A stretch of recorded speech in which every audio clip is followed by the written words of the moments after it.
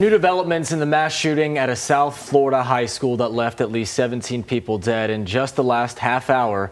We got a new look at the suspect, Nicholas Cruz, as deputies walked him into the Broward County Jail. This morning, we're learning new details about how Cruz allegedly carried out the violence and the victims he left behind, all as Florida and the entire nation cope with yet another school tragedy. Right now, that school remains a crime scene. This all happened yesterday in Parkland, Florida, a city about 30,000 people, about 50 miles north of Miami. We have TV coverage this morning, starting with Mark Lehman live at the school, and you're still seeing a large presence with police out there.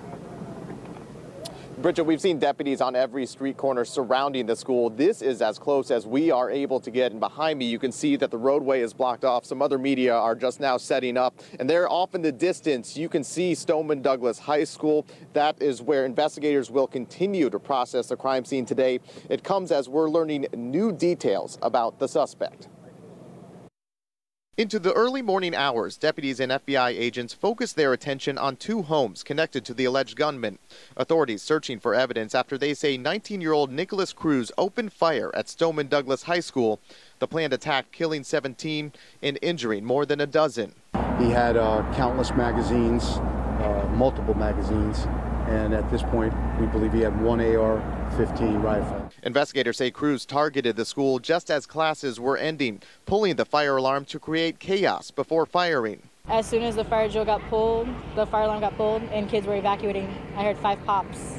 And then all of a sudden we hear one of our student government teachers say, "Run as fast as you can," and we hear a gunshot. As emergency crews tended to the wounded, students raced away from the school. Deputies now saying Cruz was among them, concealing himself in the crowd until he was identified and captured in a nearby neighborhood. He was a former student of Douglas High School. He got expelled for disciplinary reasons. Sheriff Scott Israel saying detectives are now analyzing Cruz's social media accounts, some showing disturbing images of him posing with weapons. And as the investigation continues, we're expecting to learn more about what was found in those social media posts and also what was collected in the homes that are connected to Cruz. We're also hearing from students who knew Cruz and say the warning signs were there even before he was expelled from school. We're going through one student's account of that coming up in our next report at 6:30. Kirsten. Mark Lehman live for us in Parkland. Thank you, Mark. And it has been a long night for so many at that school. We were there as students bused to a nearby hotel were reunited last night. Many of their parents went to that hotel not even knowing if their children survived the massacre. We spoke to one student who says she saw her own teacher get shot. My teacher was dead. So I saw him in my class, and yeah, but now everything's okay. My class, I think, is good. Like, nobody's dead in my class. So.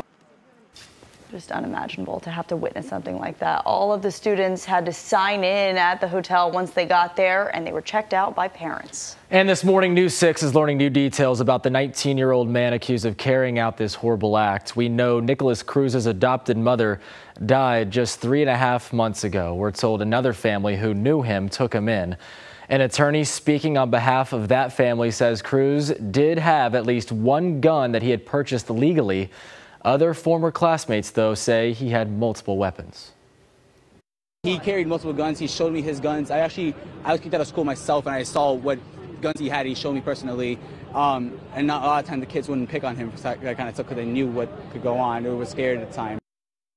Cruz was briefly taken to the hospital after the shooting, but as we mentioned a few minutes ago, he's now being booked into jail. The shooting, meanwhile, also impacting school districts across Central Florida. Some say they'll be increasing security today because of what happened. Sasha Saunders continues team coverage in Orange County now, and with this violence so close to home, lots of people are on edge, especially parents. Yes, they are, Bridget. I think it's safe to say that any time a parent hears about guns and then schools, it gives them a sick feeling and questions again about whether if their own child will be safe. At the end of the day, what price is it going to be to keep our kids safe? Mass casualty expert and former police investigator Zach Hudson watched in horror, as many did, at yet another school shooting. He says part of the answer lies in schools putting more money into security. Reaction was immediate from local districts. Orange County schools saying they already had confidential measures in place, but that they'd have even more school surveillance in the next few days and would even put counselors inside schools as well. Hudson says he'd like to see other things like metal detectors, staff training in life-saving techniques, and tighter security, and specific penalties for actions like a false fire alarm pull. That's the way that they're luring people into kill zones. That Broward County shooter pulled the alarm and shot kids as they left class. An alarm pull happened recently at Seminole High. That district says they are constantly reevaluating safety procedures.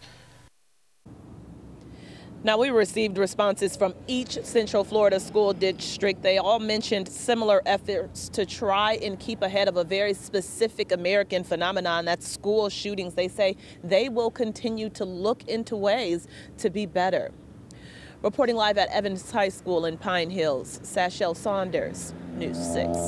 And unfortunately, this has already been a violent year at our nation's schools. Yesterday's violence marked the 8th school shooting since just the start of the year to result in deaths or injuries. And the violence in Parkland marks the worst school shooting in the U.S. since the Sandy Hook Elementary shooting in 2012. 26 people were killed in that rampage. The violence also again renewing the debate about guns in our country. We'll have more on that part of the story coming up.